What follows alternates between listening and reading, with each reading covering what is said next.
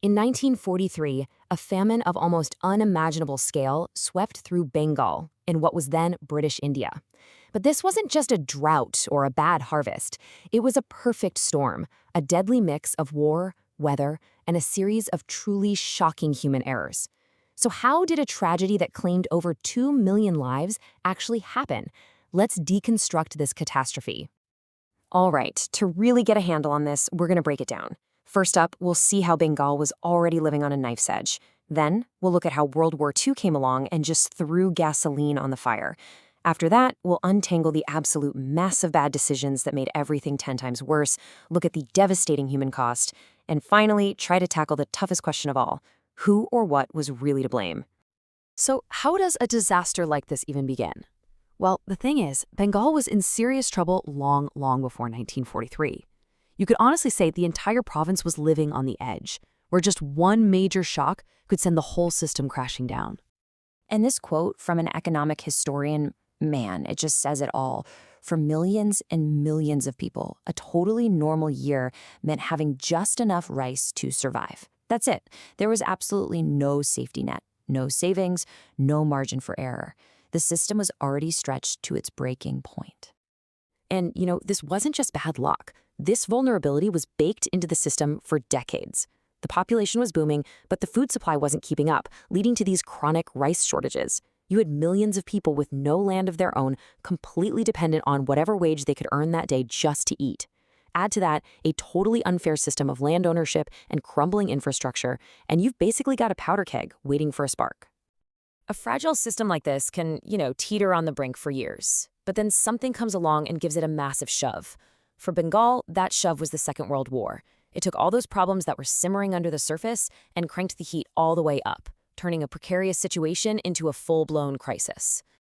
And just look at how fast everything fell apart in 1942. It was relentless. In March, Japan captures Rangoon, and boom, a huge source of imported rice is gone. At the exact same time, the British Army starts seizing local rice and boats, fearing a Japanese invasion. Then, 500,000 refugees flood in from Burma, needing food and shelter. And as if all that wasn't enough, in October, a monster cyclone hits, wiping out crops and homes. It was just one devastating blow right after another. So on top of all that physical chaos, the war was creating economic chaos. To pay for the war, the government essentially just printed a ton of money. This caused runaway inflation. Think about it like this. Imagine the price of food at your grocery store tripled overnight, but your paycheck stayed exactly the same. That's what happened with rice. Suddenly, even when food was physically there in the market, millions of people just could not afford to buy it. And this is where the story takes its darkest turn. Okay, so a food crisis was probably inevitable at this point, but it was a series of human decisions, a cascade of truly disastrous policies that turned that crisis into an unimaginable catastrophe. So what were these bad decisions? Well, first, you had those denial policies we mentioned, which just destroyed the local transport economy. Then the government threw up trade barriers, meaning Bengal couldn't even buy food from neighboring provinces in India. Any food that was officially distributed was prioritized for soldiers and war workers, not for the starving people in the countryside. And maybe the most shocking of all, desperate pleas for food imports from abroad were repeatedly denied by Winston Churchill's war cabinet in London.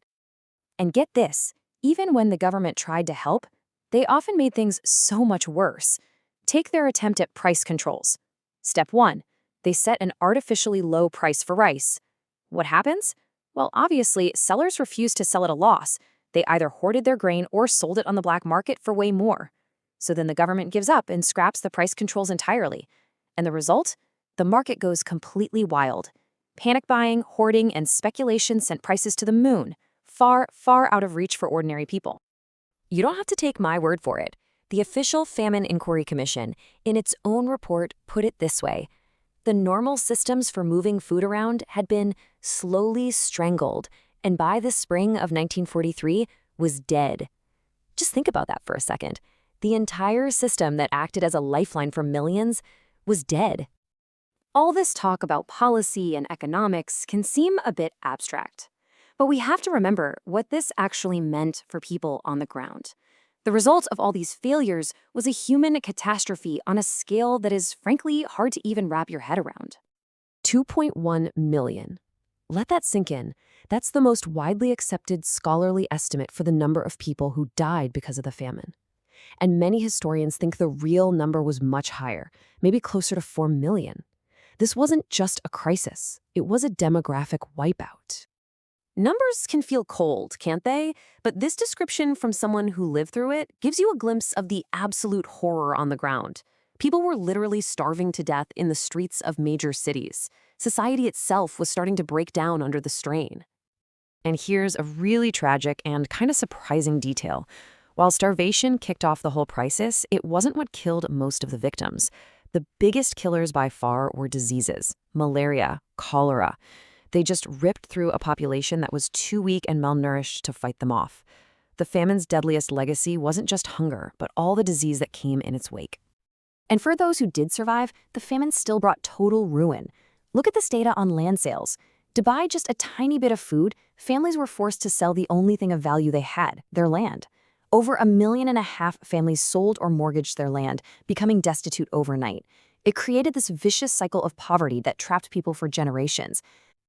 So, after a tragedy of this magnitude, the big question is always the same.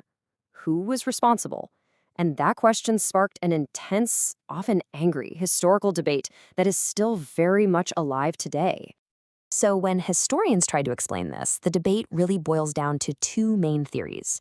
The first, often called the food availability decline argument, is pretty simple. There just wasn't enough food to go around, thanks to the cyclone, lost imports, and crop failure. But the other major theory, most famously argued by Nobel Prize-winning economist Amartya Sen, says something different. He argued there was enough food in Bengal, at least in theory. The problem wasn't a shortage, it was a failure of access. Inflation and hoarding had made the food that existed impossible for the poor to buy. So who's in the lineup of suspects? Well, there are a lot of them. Many historians point the finger squarely at Churchill and his war cabinet for refusing to send aid. The official British inquiry at the time blamed local government officials for incompetence. You can't ignore the role of the natural disasters.